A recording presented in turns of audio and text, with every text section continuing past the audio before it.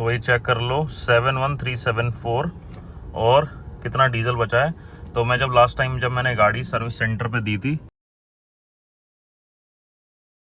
ये टाटा मोटर्स के बाहर ही खड़ा हूँ, ठीक है। तो ये अभी गाड़ी मेरे को रिसीव हो गई है, 7 बज रहे हैं, आप खुद देख लो। तो मैं 4 बजे आया था यहाँ पे, और इस स्टोरी में भी घर जाके बताता हूँ इतना टाइम क्यों लगा है। फाइनली आज गाड़ी मिल गई है और मज़ा अलग ही आ रहा है अपनी गाड़ी चलाने में। मैं इतने दिनों से अलग अलग गाड़ियाँ चला रहा था, बट कुछ भी कहो, अपनी गाड़ी जब हाथ में आती है और जब आप वापस से ड्राइव करते हो तो वो एक अलग ही मज़ा आता है, क्योंकि वो एक कॉन्फिडेंस भी आता है और एक लगता है यार अपनी गाड़ी है, जो भी है। खैर ऑलमोस्ट मेरे पास 16-17 दिन से गाड़ी नहीं थी, तो मैं पता जब गाड़ी दे भी रहा था ना, तो मैं ही सोच रहा था यार इतने दिनों के लिए गाड़ी मैं कैसे दे दूँ, मतलब मैं क्या चलाऊँगा, कभी कहीं जाना पड़ जाए। हालांकि कैब वैब है, सर्विस ऑटो भी है। तो बात करते हैं अब जो सर्विस हुई है, जो टाटा से मैंने इंश्योरेंस का क्लेम दिया है। तो मेरा जो टाटा के संग एक्सपीरियंस था वो मुझे बेकार क्यों लग रहा है, तो इसी के बारे में ये वीडियो है। तो चलिए फिर अब बात करते हैं इस बारे में। तो आज है 15 तारीख और मैंने जो अपनी गाड़ी है वो 28 अगस्त को मैंने गाड़ी सर्विस सेंटर को दे दी थी। सर्विस सेंटर मतलब जहाँ पे मुझे इंश्योरेंस क्लेम लेना था।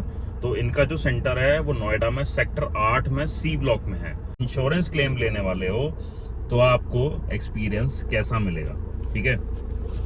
तो यार देखो, एक्सपीरियंस पहले मैं अच्छे पॉइंट की बात करूं या नेगेटिव, में अभी समझ में नहीं आ रहा, क्योंकि नेगेटिव पॉइंट बहुत ज़्यादा हैं, पॉजिटिव थोड़े कम हैं। सबसे पहला एक्सपीरियंस मैं आपको ये बताना चाहूँगा, जैसे मान लो आज गाड़ी वहाँ पे पहुँच गई है, तो मैं नेक्स्ट डे गया, जो भी फॉर्मेलिटीज़ थी, मैंने कहा एक बार जाके तो देख लूँ कि गाड़ी में काम वाम इन्होंने स्टार्ट कर दिया, सर्वे करना स्टार्ट कर दिया, या इन्होंने फाइल भेज दी है कि नहीं भेज दी है। तो वो सारा काम नहीं हुआ था, क्योंकि पहले उन्होंने मुझे बुलाया और लिटरली बता रहा हूँ, मुझे सिर्फ एक साइन करने थे, एक तरीके से रिसीविंग कह लो या जो भी कह लो, और उसमें इन्होंने 5 घंटे लगा दिए।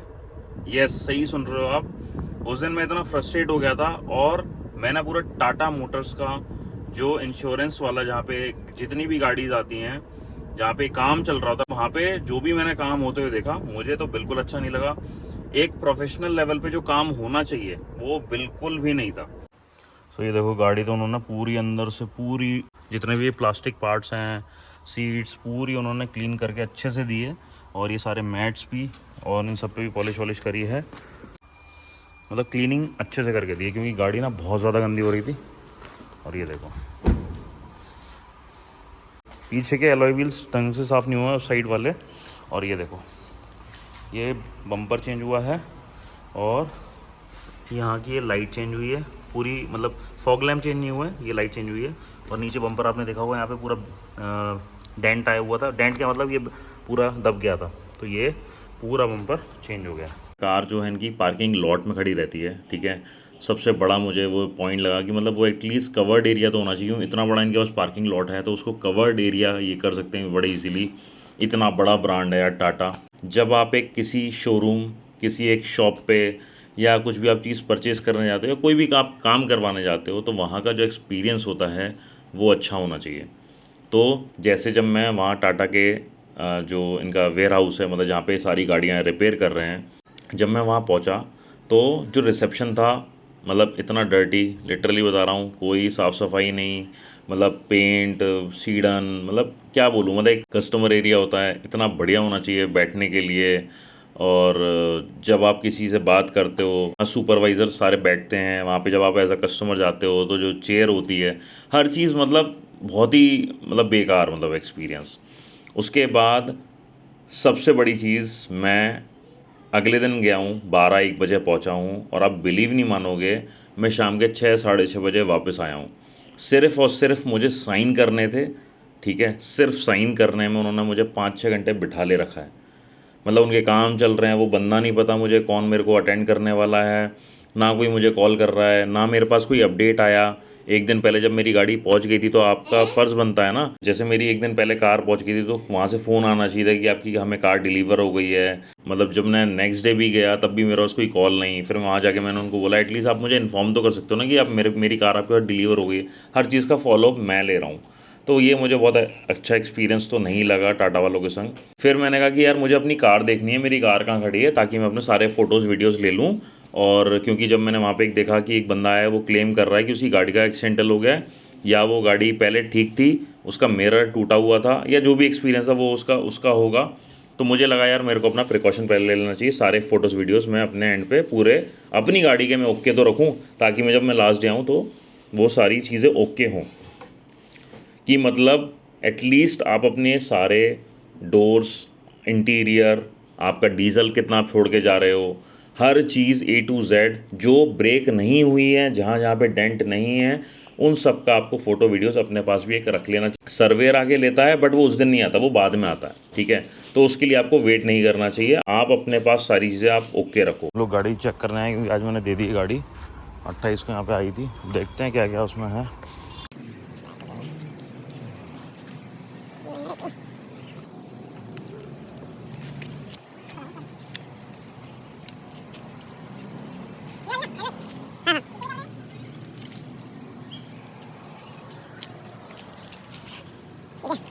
अब मैं बात करता हूँ जो वेयर हाउस उनका जो है, पूरी गाड़ी उन्होंने एक हॉल में पार्क कर रखी है, सब ओपन में वर्क चल रहा है, डेंटिंग, पेंटिंग, मतलब जितना भी काम होता है ना, सारी गाड़ियाँ अनमैनेज तरीके से खड़ी हुई हैं। मतलब कोई वेल प्लान्ड एरिया नहीं है, कुछ नहीं है, स्ट्रक्चर्ड ही नहीं है बिल्कुल। मतलब एक होता है ना गाड़ी जहाँ पे जो बे एरिया होता है, वहाँ पे पार्किंग एरिया अच्छा होना चाहिए, एग्जिट एंट्री अच्छी होनी चाहिए, जो आप कार वॉश कर रहे हो वो एरिया नीट एंड क्लीन होना चाहिए, जो पेंट बूथ है वो पूरा दरवाज़ा ओपन है और ऐसे ही टेप वेप लगा के उनका काम चल रहा है, डेंटिंग वेंटिंग। और इवन जो मेरा बोनेट पे भी जो पेंट हुआ है वो भी अच्छी क्वालिटी का नहीं हुआ है, कोई जो मतलब एक होता है ना जब फैक्ट्री से कार आती है जो एक फिनिशिंग मिलती है, वो बिल्कुल नहीं है। तभी डिटेलिंग्स जितने भी स्टोर हो रहे हैं तभी उनका काम चल भी रहा है, क्योंकि वो अच्छा काम कर रहे हैं, डेफिनेटली वो कर रहे हैं। इतनी महंगी कार ले तो मैं देख रहा हूँ, इतनी हैरियर सफारी वहाँ पे खड़ी हुई हैं। आप ये तो सोचो कम से कम कि जितनी कार आ रही हैं यार, चाहे भली वो 5 लाख की हो, चाहे भली वो 30 लाख की हो, सर्विस तो अच्छी दो। मतलब बंदा इतना मेहनत से कार लेता है, सब कुछ करता है, बट आप सर्विस इतनी गंदी, मतलब लिटरली बता रहा हूँ।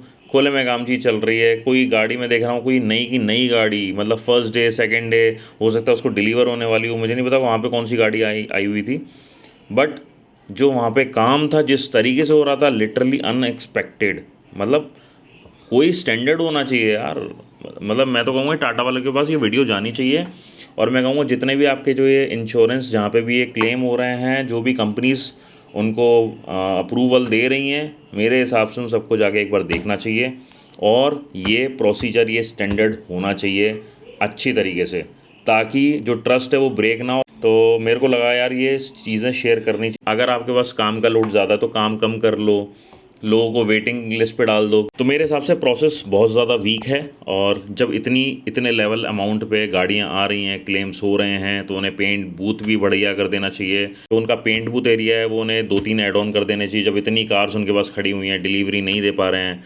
जो वॉशिंग एरिया है सिर्फ वहाँ पे एक ही कार धुल सकती है। अब बात करते हैं डिलीवरी के टाइम। जब मैं गाड़ी डिलीवरी लेने गया तो उन्होंने मुझे बोला कि आप 4 बजे आना, आपकी गाड़ी रेडी हो जाएगी, आप कल आ जाओ। मैंने कहा मुझे कल नहीं, आप मुझे परसों बुला लो, मुझे कोई जल्दी नहीं है। जब मैं 15-20 दिन से मेरे पास गाड़ी नहीं है, 15-16 दिन से, तो मुझे एक दिन और सही।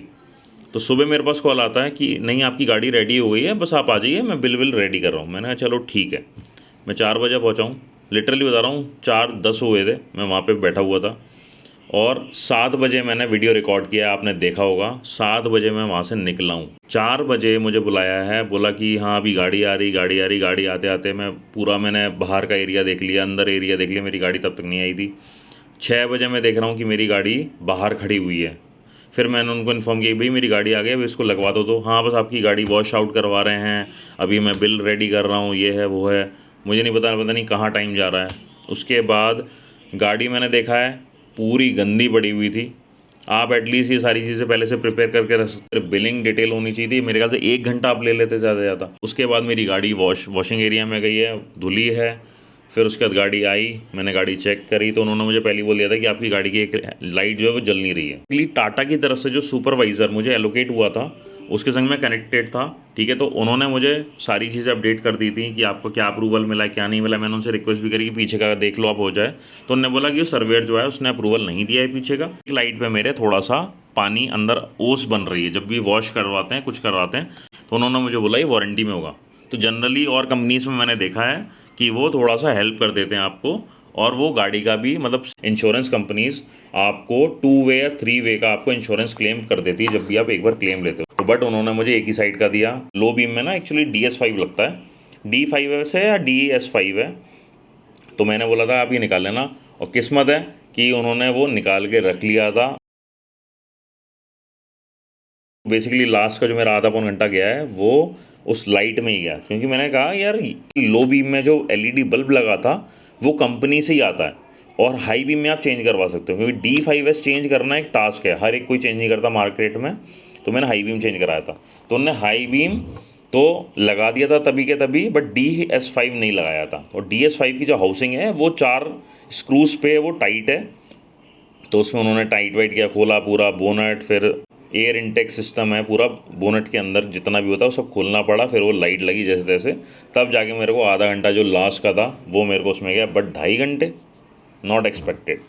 ठीक है, तो ये मेरा फीडबैक था। अब मैं आपको दिखाता हूँ मेरा बिल कितना बना है, जिसके लिए मैंने सिर्फ 2,000 रुपये पे किए हैं as a file charge. Headlight की असेंबली लगी है, ये फ्रंट बम्पर लगा है, ये स्क्रू लगे हैं, ये फिटमेंट का इन्होंने चार्ज दिया है। प्राइस आप देख सकते हो, ये 9,500, ठीक है, ये ऑलमोस्ट 5,000 रुपये, और यहाँ पे इन्होंने 6,000 रुपये लिए फिटमेंट चार्जिंग, जो भी एक्सीडेंटल रिपेयर का जो भी इन्होंने लिया है। ठीक है, मुझे नहीं पता इसमें क्या है, फिटमेंट का चार्ज ले रखा है, मतलब मैं ही कह रहा हूँ ये जो एक्सीडेंट, मतलब इसमें आपने क्या किया है, जो ये फ्रंट बम्पर है और हेडलैम्प लगाया है, ये मुझे समझ में नहीं आ रहा। 7,000 रुपये इन्होंने, खैर ठीक है, इन्होंने अपने जो भी लगाने थे लगा लिए। उसके बाद यहाँ पे अमाउंट आता है टोटल, अब आ जाते हैं इस पर, 25,000 ये चार्ज लगा है। मैं कह रहा हूँ कि आपने 25,000 का आपने बिल बनाया, ठीक है, मेरे को तो 2,000 रुपये दिए, मेरे को तो उससे मतलब है। ठीक है, अब आपने इसमें जो स्क्रू, फ्रंट बम्पर, हेडलैम्प लगाया है, बट मुझे ये समझ में नहीं आ रहा कि फिटमेंट चार्जेस, एक्सीडेंटल रिपेयर, ये जो 7,875 रुपये जो इन्होंने लिए हैं, मुझे ये समझ नहीं आ रहा ये क्यों लिए हैं इतना चार्ज, ये क्या है ये।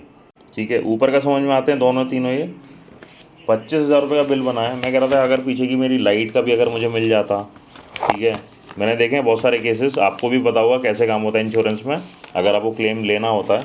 मेरा मेन मोटिव यही था इस वीडियो का कि एज अ कस्टमर जब आप एक जगह जाते हो, कोई चीज़ आप सर्विस लेते हो किसी भी चीज़ की, चाहे वो सेल्स सर्विस हो, चाहे वो आफ्टर सेल्स सर्विस हो, चाहे वो आप गाड़ी का रिपेयर करा रहे हो, चाहे आप गाड़ी का इंश्योरेंस क्लेम कर रहे हो, तो वो जो एक्सपीरियंस है वो अच्छा होना चाहिए। छोटी मोटी चीज़ को तो आप ठीक करवाने नहीं जा रहे हो। तो बस यही वीडियो था आज का। अगर आप ये वीडियो नोएडा से देख रहे हो तो सर्विस कराते टाइम या इंश्योरेंस क्लेम करते टाइम आप इन चीज़ों का आप ध्यान रख सकते हो। तो चलो फिर इस वीडियो करते हैं एंड। आई होप आपको ये वीडियो अच्छा लगा है तो प्लीज़ इसको शेयर करना, सब्सक्राइब करना। Bye bye.